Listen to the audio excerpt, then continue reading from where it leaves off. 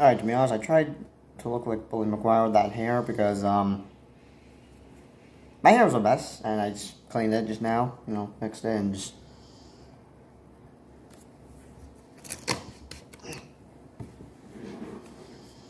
Do I need to fix it again?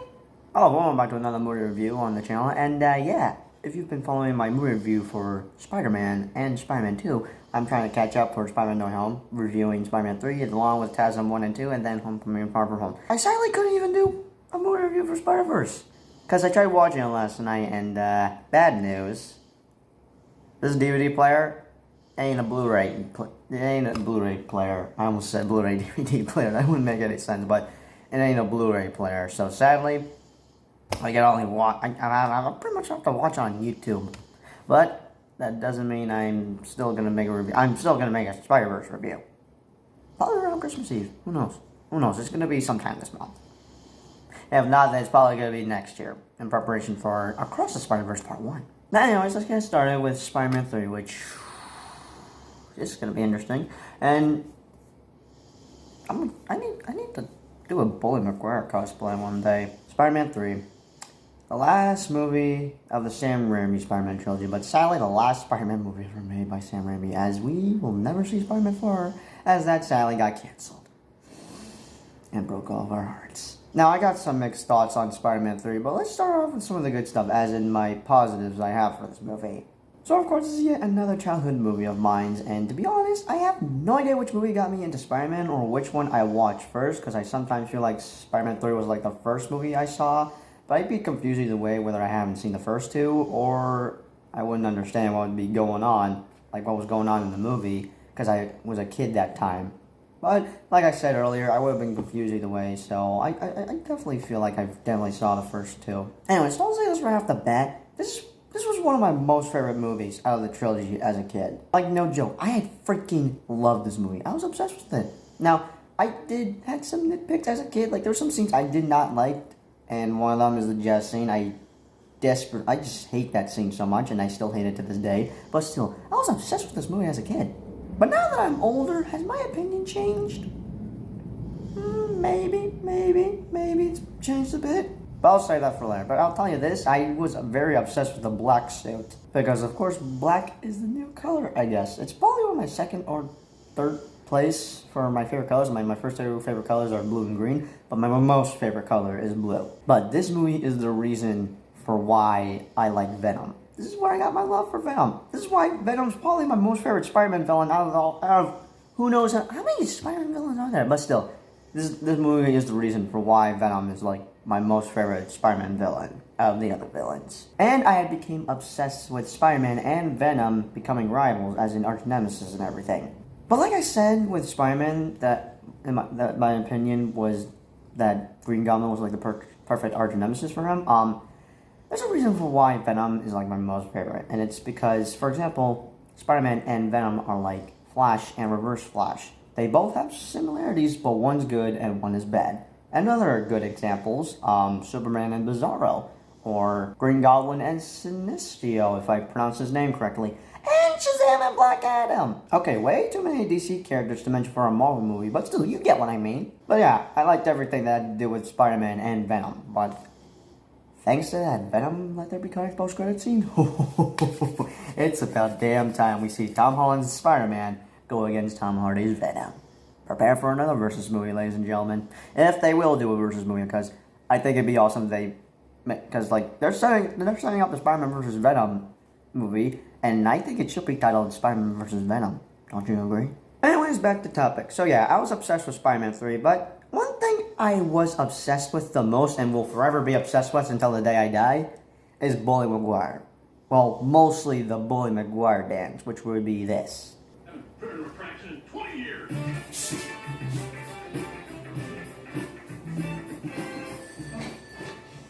Hello, Mr. Parker.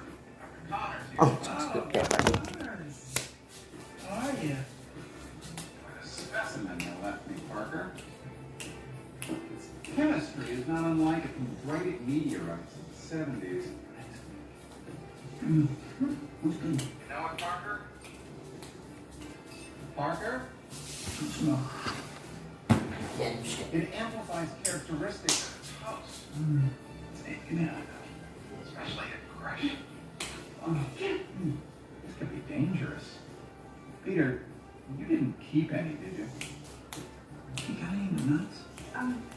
I have some, but I could make Go some. make me some. Peter? No, of course not.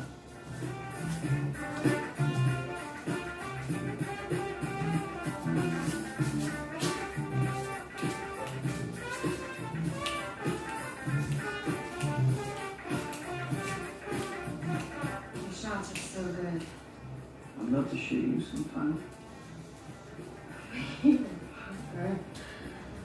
Peter. Parker! Miss Brand! That's not a position I hired you for. Black suit Spider-Man. Peter, these are incredible. You gotta have these, Jonah. I'll pay the usual rate. If you want the shots, take the staff job. Double money.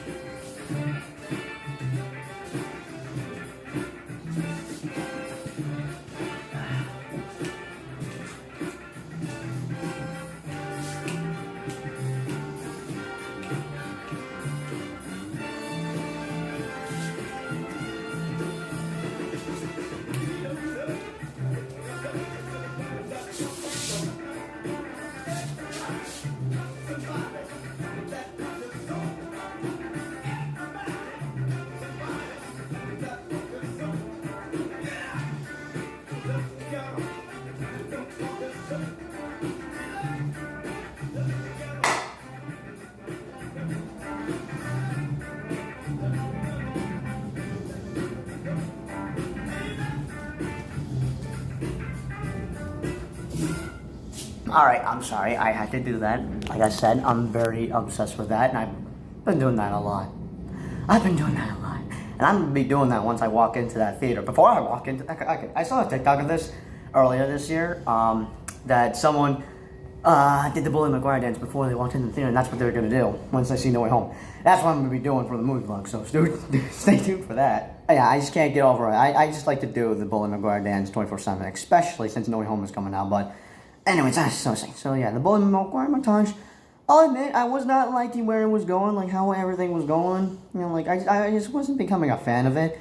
But the Bully Maguire dance kind of made it up for me.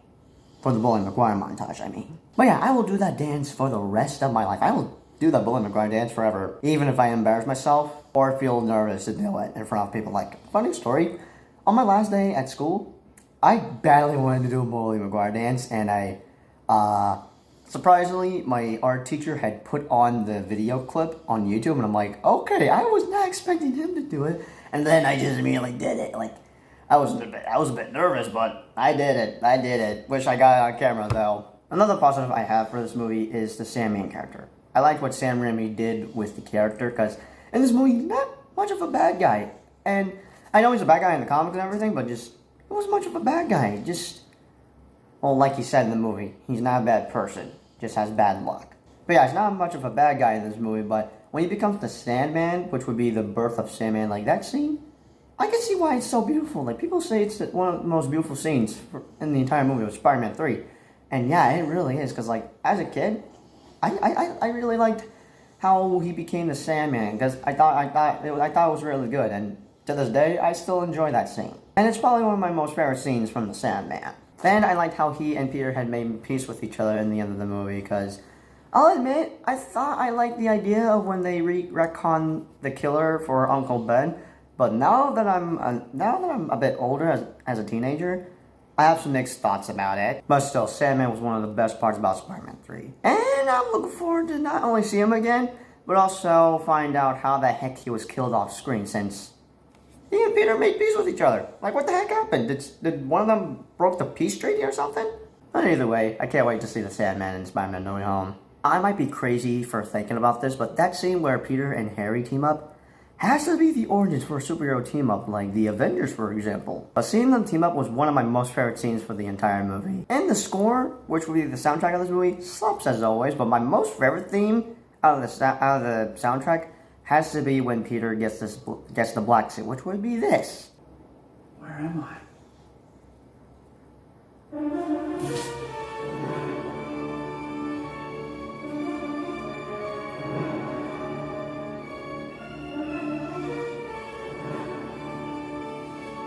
I'm sorry, I'm too obsessed with that thing. I'm too obsessed with it. Now, here are my two most favorite fight scenes out of the entire movie. One is when Spider-Man is fighting the Sandman, and then the second fight scene is when Peter is fighting Harry. Now, the second one, I feel like is one of my most favorite, but my most favorite fight scene is when Spider-Man is fighting the Sandman in the black suit. But one of my favorite scenes that isn't a fight scene is when Peter puts on the Spider-Man suit. Like, that's Tobey Maguire putting on the suit again for Spider-Man No Way Home. Come on, you know they're gonna be in the movie. Like, I haven't been spoiled yet. Well, if you see my recent community post, I panicked if I spoil myself or something. I don't know, there's a 50-50 chance I may have spoiled myself or not. I don't know, I'm not gonna risk finding out what that was on my recommendation page, but still, come on, we don't know. We've been speculating this for about a freaking year. So, come on, you don't think they're gonna be in the movie? They're definitely gonna be in the movie. Which I pray to God they're gonna be in the movie. Please be in the movie, because if they're not only have to pay $20 to Taylor, but I will be devastated for the rest of my life. Anyways, that should be my positives I have for this movie. Now on with the negatives I got for Spider-Man 3. So, let's start off with Peter Parker. What do I have a problem with Peter Parker? He's either sometimes or kind of an unlikable character in this entire movie because he talks too much about how he has so many Spider-Man fans and that how much he's become an icon. But I'll agree with him because we're all dying to see Tobey Maguire Spider-Man again in Spider-Man No Way Home. But everything now is about you, Pete. Same goes for MJ, which we'll get to her later. On with the things I have hated. Always have hated. As a kid.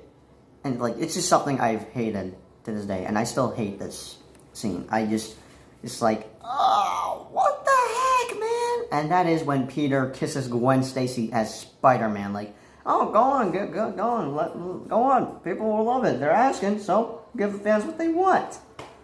Hello? Are you crazy, Peter Parker? Now that is a WTF moment right there, but still, I just got so pissed about it. Because it was wrong and messed up of him to do. Like, even though I like Bully Maguire, he can sometimes be a jerk or an a-hole if you know what that means. Like that scene where I still don't like to this day. I don't know if I mentioned it earlier. I kind of forgot. I have like 50-50 memory or something. I don't know, but still. There's just one scene I've always hated. Always hated. I probably have mentioned this, and I will mention. If I did, I will mention it again. This one scene I hate from the movie is the jazz scene. It's where Peter is doing his cool, nice moves. I like his dance. I dig his dance moves. I mean, he's dancing with Gwen Stacy in this entire sequence in front of MJ. Like Peter just did. I just feel like Peter just did this on purpose when he took Gwen on a date to a jazz club where MJ works there currently since she sadly got fired, which I'll get to that part later. But still, I feel like he done that on purpose. Agree to disagree. The entire scene just didn't feel like I was watching a Spider-Man movie at all, especially when he hits MJ. Like, Peter was just kind of dislikable in this movie. Well, in some bits. But on with MJ, so I don't have a problem with her. I had a problem with her getting treated like crap in this entire, well, not almost this entire trilogy. I don't think she was treated like crap in the second one. But still, she gets replaced after one or possibly a bunch of, I don't know, after one stupid critic. That scene was just so messed up to me. I just did not like it, and I really felt bad for MJ. But I can understand if some Spider-Man fans are having troubles, some criticisms about Kristen Dunst as MJ. Honestly, I don't give a crap if she's right for the role or not. I don't have any problems with her. I mean, I don't mind. I mean, she's the OG. Yeah, she can sometimes be annoying, but at least she isn't a dislikable character in this movie. Oh, crap. Until she kissed Harry. Okay. One scene. I did not like what she did in this movie. Just one scene, MJ, that I just did not like what MJ did. Like, MJ literally cheating on Peter, and that is freaking crazy. But still, just one scene I did not like what MJ did, and that was when she just kissed Harry, and that scene just... Yeah, just one scene I did not like that she did. But still, she's alright, because she's the OG. But, I'll tell you this, I freaking hate her dad, because he's awful to MJ. At least he wasn't in this movie. But still, I incredibly hate her dad, because there's this one scene where she tells to Peter that, when I look at these words, it's like my father wrote them. Makes me hate her dad even more. Now on with Eddie Brock. I'll tell you this, I didn't hate him in this entire movie. He was just annoying and unlikable, because it's honestly weird and crazy that Topher Grace is Eddie Brock. Like, what? I can't think of an actor that would play Eddie Brock. Well, except for Tom Hardy. I think he's alright for Eddie Brock, just not who I expected it when they released the teaser for Venom. But I like his version a lot more than Topher Grace 2. Can I just say right off the bat, everywhere I go, whether it's a movie or a show, all I see is just him as Eddie Brock. Who else agrees? But I'll tell you this, what he did was very wrong when he faked those photos of Spider-Man stealing / robbing money. As much as he deserved to get fired for that, I do feel bad for him because he loses his girl, Gwen Stacy. Still surprised they were dating in this movie. Like, how the heck did she dump Eddie Brock? And his dream job. And when he dies, which, by the way, what he did was so incredibly stupid when he goes back with the symbiote. Like, Peter Parker just used his web to just swung him out. He's like, ah, and then, psh, I don't think so. Just gonna save them. And then Eddie would have gone to jail. But nope. The stupidest thing Eddie Brock did in this movie was go back for the symbiote and then boom, die. What a dumb. Oh crap, language. But even though I feel bad for him, he had lost his freaking mind asking God to kill Spider-Man. Like, is that even allowed? Of course not. That is not allowed. But I'll tell you what is allowed. I come before you humbled and humiliated to ask you for one thing. I want you to bring back Tobey Maguire and Andrew Garfield as Spider-Man for Spider-Man No Way Home. I'll love to bring back Spider-Man 4 and The Amazing Spider-Man 3. I'm sorry. I'm sorry, trying to do like a thing there where he's like begging God to kill Peter Parker. I'm sorry, yeah. What about Venom? I'll say I liked his design as a kid, but as a teen, I think he's a bit wacky or something, but not bad. Just cool looking, but did he ever terrify me? Yeah, probably, but here's a thought I've had as a kid. So I've seen Venom like some big dude in the comics, games, and everything. I had a problem with that, because in the movie, he was like the size of basically a normal human being. And I'm just like, why is he so big in this show or anything? He should be like a normal size or something. Like, I can understand how he's supposed to be coming accurate when he's supposed to be like a big giant dude, size of Hulk and everything. But now that I'm older, I now don't mind him being a big, huge dude. Like, for example, in Venom, he's a big, huge dude. And yeah, I don't mind it at all, because that's how he's supposed to look like. It's coming accurate to the comics. But this was just a thought I had as a kid. But I'll probably have more to say for my negatives, but let's just talk about why this movie will be disappointing and why I'll hate Sony for what they did to Sam Raimi and Spider-Man 3. So for those of you that don't know, Sam Raimi hates Spider-Man 3. But why? Because of Sony. They've interfered with his movie and made him add Venom in it. The original villains were, I guess, gonna be New Goblin, aka Harry Osborn, and Sandman. But it wasn't his fault that Spider-Man 3 was a mess. It's Sony's fault. Even though we've all grown to love Spider-Man 3, I could kind of understand why Sam Raimi hates Spider-Man 3 and that he wanted to make it up for what he did in Spider-Man 3 and make things right with Spider-Man 4. But of course, thanks to Sony, yet again they have interfered, which led them to canceling the movie. Sony is basically Warner Bros. Interfering with the Snyder Cut. Well, Justice League, not the Snyder Cut itself. They released the damn cut. It just breaks my heart that Sony did this and that we'll never get Spider-Man 4, but I'm hoping No Way Home could make that happen. Same goes for TASM 3. But even though I'm pissed with Sony for what they did, I can't just entirely hate Spider-Man 3 for finding out what Sony did to Spider-Man 3 and Sam Raimi, because this movie was my favorite. Heck, either most or personal favorite as a kid. So I'll love it even though it has some issues, but I just hope Sam Raimi can come back and direct Spider-Man 4 one day. But hey, I'm happy to know that he's directing Doctor Strange too. But those are my thoughts on Spider-Man 3. Even though I'll have a lot of negatives and nitpicks for Spider-Man 3, I'll still love it because, like I said, it was either my most or personal favorite as a kid. But the best part about this trilogy is that Peter Parker had organic webs. I know he's got web shooters in the comics, but I never knew that. I just figured he had organic. I just never thought he had web shooters as a kid. I mean, I didn't know much as a kid. I only knew the movies. I don't know a lot with the comics and everything. But still, the best part about the entire trilogy was not only the soundtrack, but his organic webs. But that's just my thoughts on the Sam Raimi trilogy, which will be the best movies I've seen in my childhood. I just hope we get Spider-Man 4 one day. Even though it's canceled, there's still hope. So, hold on to that hope. But I can't wait to see my favorite Spider-Man villains from Sam Raimi's Spider-Man trilogy and Spider-Man No Way Home. Along with Tobey Maguire, of course. It's time that I see my childhood again. which would be Green Goblin, Doc Ock, and Sandman, along with Tobey freaking Maguire. Also, one more thing I gotta say. The Sam Raimi trilogy will forever be goated. And I don't get the whole meaning with goated and everything, but I think it's supposed to be like a, they'll forever be legends. Something like that. But yeah, like I said, those are my thoughts for Spider-Man 3. Be sure to let me know in the comments down below your thoughts on Spider-Man 3. And be sure to stay tuned for my Spider-Man reviews, which would be TASM 1, TASM 2, Homecoming, and then Far From Home. And then, this Friday, my movie beloved Spider-Man No Way Home. And I don't know how the heck I'm going to be doing the spoiler-free review. I mean, I am going to do a spoiler-free review. And do a spoiler review. That's not on the same day. Spoiler review will either be on the weekend or on Christmas Eve. Because like I said, I like to give everyone a week to see the movie. So, most likely my spoiler review will be on Christmas Eve. We'll have to see. But as always, I'll see you guys in the next Spider-Man review. Peace out. What do you want from me? Remember Ben Parker? The old man you shot down in cold blood? What does it matter to you anyway?